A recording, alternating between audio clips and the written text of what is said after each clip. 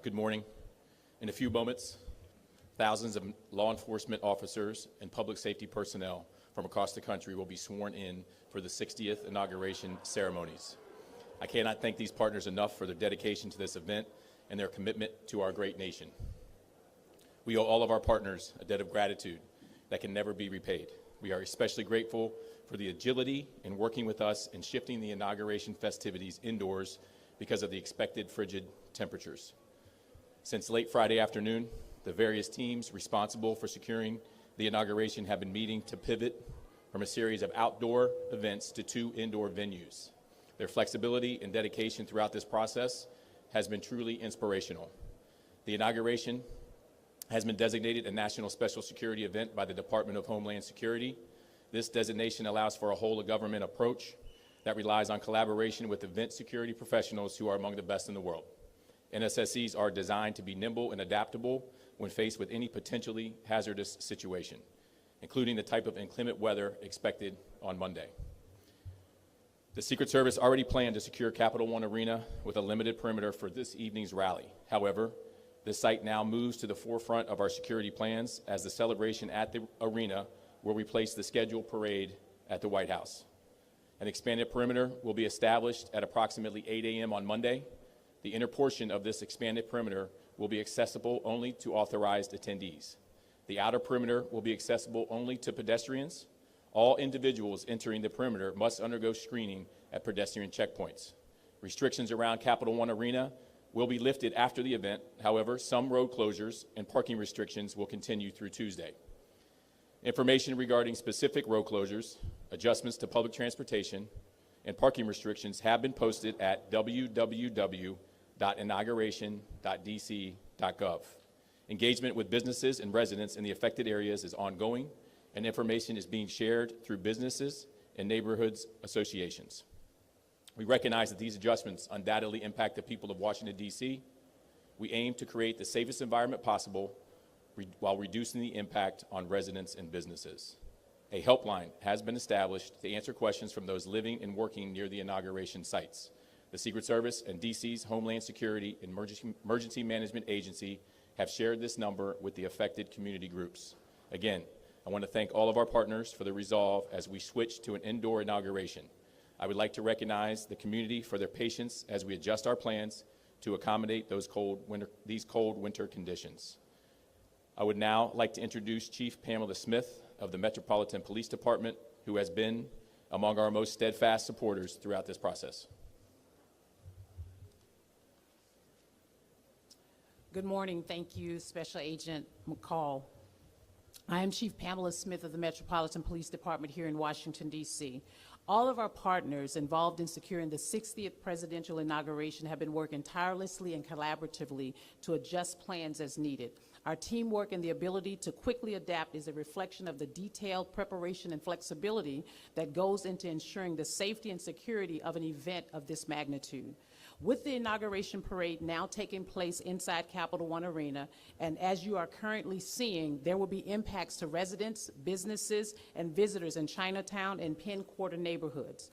The updated road closures and access points are posted online at inauguration.dc.gov. As you know, contingencies were a part of our security planning with our partners, and MPD is fully prepared to support this adjustment. Whether the event is indoors or outdoors, our mission remains the same: to ensure a safe and successful presidential inauguration. We recognize that moments like the presidential inauguration are significant opportunities for people to exercise their First Amendment rights. On Monday, MPD is actively monitoring 19 scheduled First Amendment demonstrations across the city, and we are fully prepared to address them. We are continuing to work closely with coordination with the United States Secret Service, which leads the National Special Security event. Our officers are on the ground supporting road closures, managing crowd safety, securing events, and assisting with dignitary movements. The thousands of officers joining us from across the United States, along with the National Guard, are fully integrated into these updated plans, and they are ready to assist. I also, our WMATA, and also our Metro Transit Police who have been very, very engaged and intentional about how we will move with regards to how things have changed rather quickly. But I also want to thank the men and women of the Metropolitan Police Department for also being very flexible and ready to pivot on a moment's notice to keep the city and the inaugural activities safe. And finally, I want to thank our community for their patience and coordination as we make the necessary changes in our city. Washington, D.C. is proud to host this inaugural and historical event. I will now turn it over to Chief Tom Manger of the United States Capitol Police. Thank you, Chief. Tom Manger, U.S. Capitol Police. Our security posture at the Capitol remains basically the same, even with this change. As folks know, the inauguration will now be done inside in the rotunda of the Capitol, and there will be some limited number of seats in and around the Capitol Visitor Center for invited guests, but that'll be a very limited number of folks. But our posture outside the Capitol will remain much the same. The security fencing and the law enforcement personnel from up and down the East Coast will be deployed to ensure that the events inside the Capitol go on as planned with no disruptions. We do anticipate that the more than 200,000 people that had tickets to the event will want to do something where they might be able to see the President or the motorcade while they're here in D.C. So there will be several opportunities for them at the Capital One Arena and other places.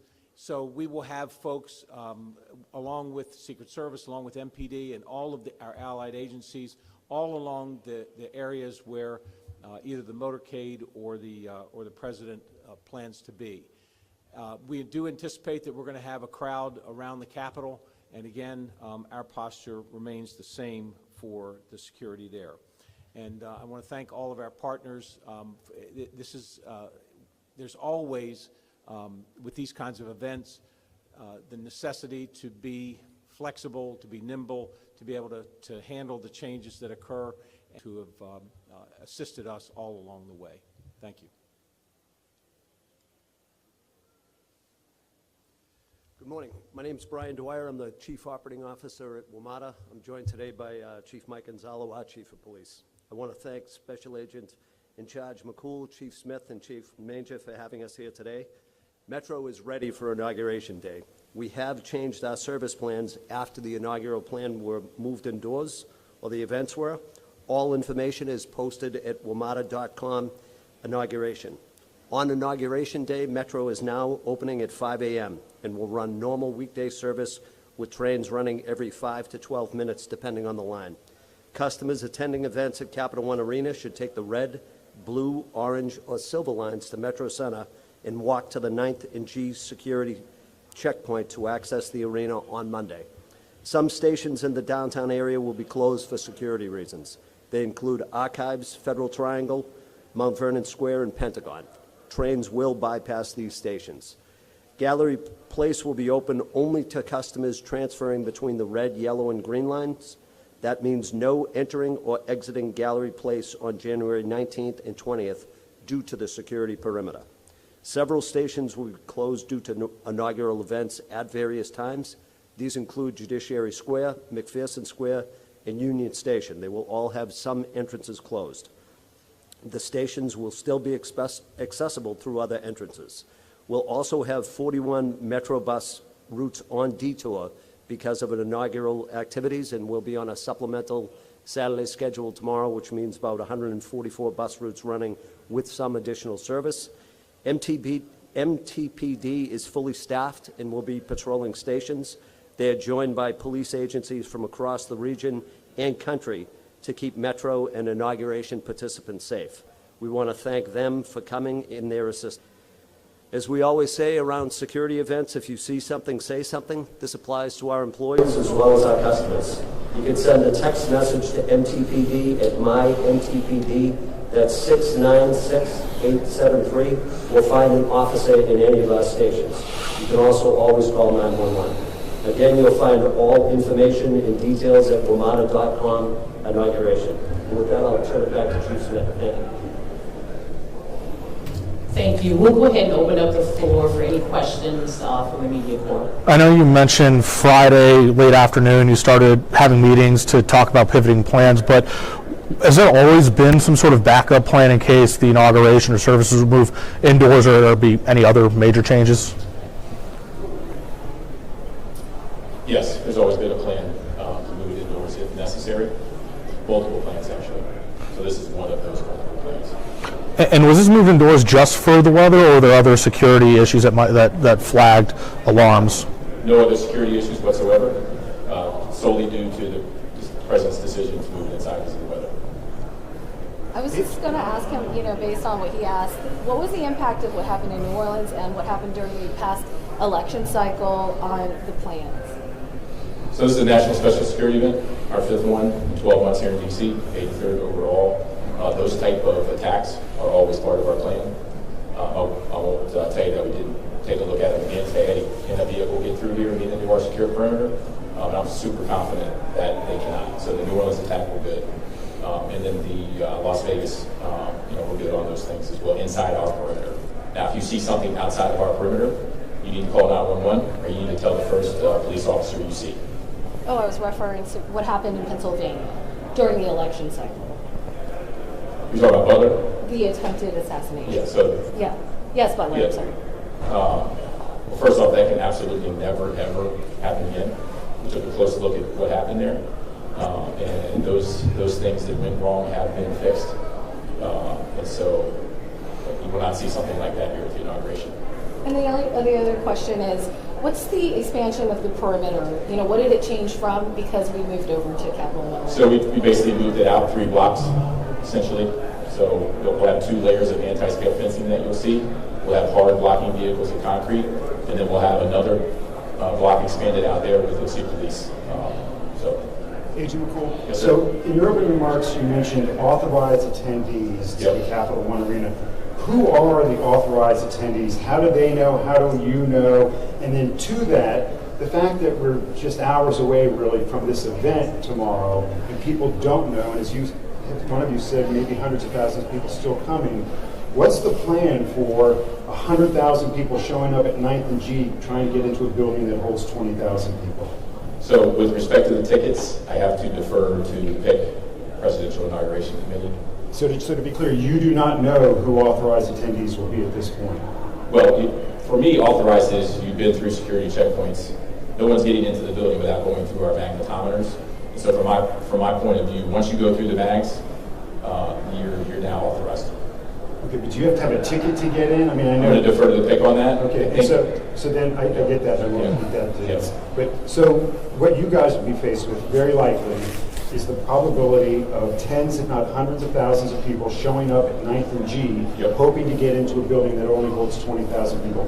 Right. How do you manage that crowd? How are Well, you we're prepared? getting ready to swear in thousands of officers. We have 25 military, public safety, and police officers ready for duty. And so we will shift those assets. We have not cut anything from what our original plan was. And so we have a plan. And I'm very confident with our partners here that we will be ready.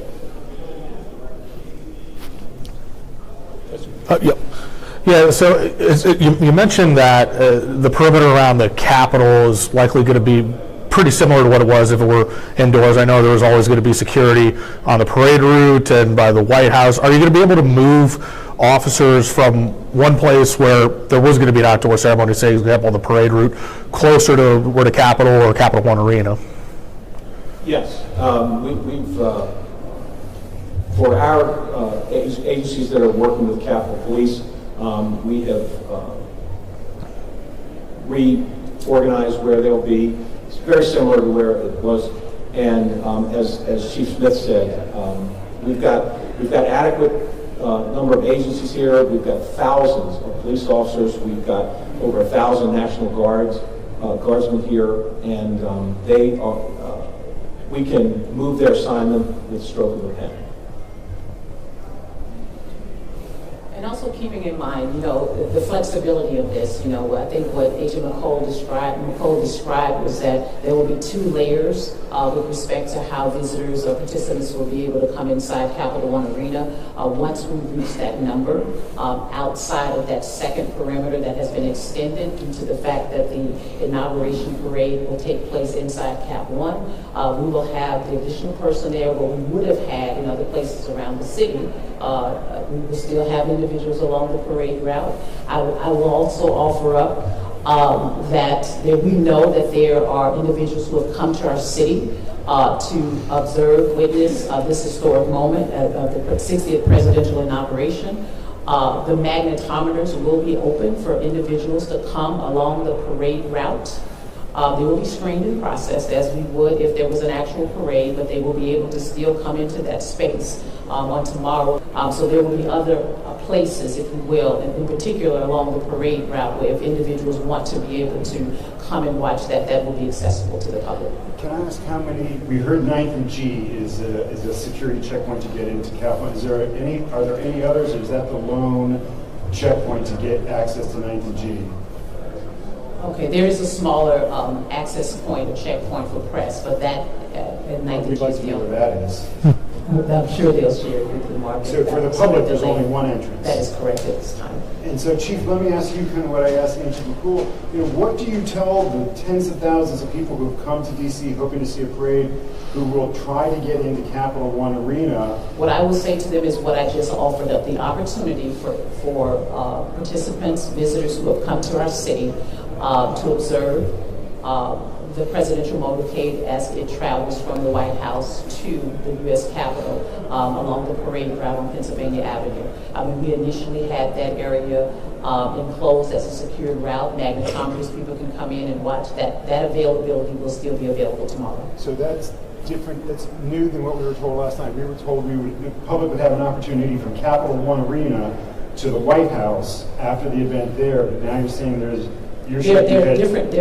I said initially that there are several places in which people can see it, right? So when you talk about once the capacity has been reached, if you will, inside at Cap One, by that time that parade route will be over, right? The motorcade will be over going from the White House to the U.S. Capitol. So can we clarify how many opportunities the public would have to see the motorcade either go from the White House to the Capitol, from the Capitol to Capital One, from Pennsylvania Avenue to the Capitol, and then they will still have the opportunity to see the motorcades as it goes from the White House to Capitol.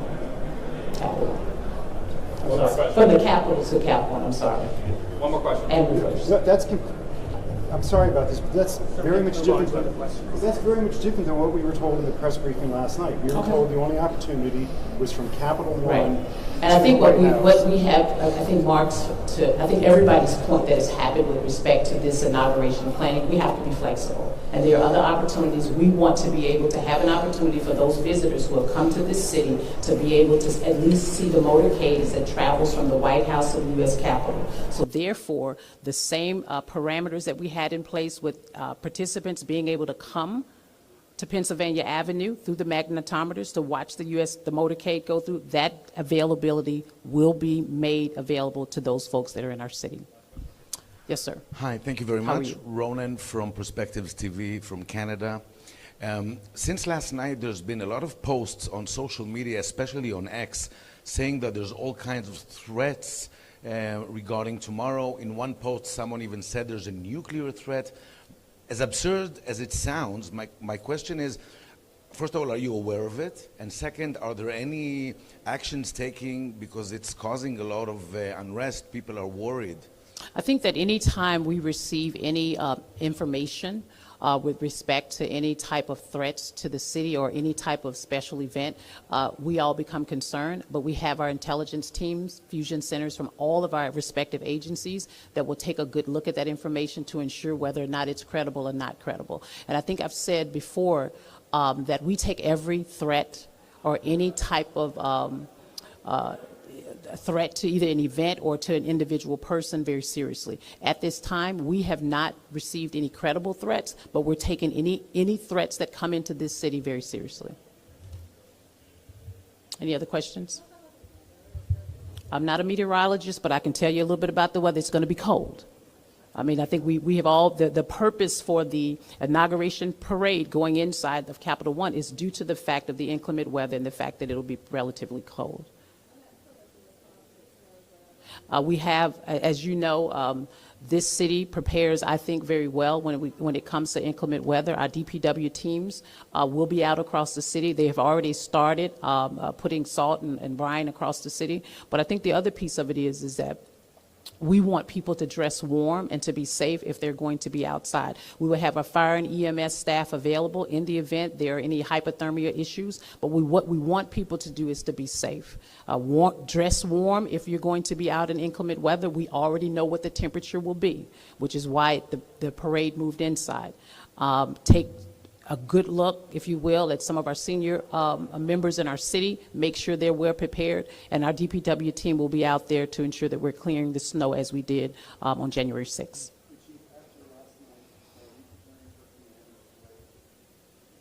Commanders Parade, we will be ready for it. Go Commanders. How about that game last night? But Mark, we will be ready for a parade. What an amazing game last night. Go Commanders.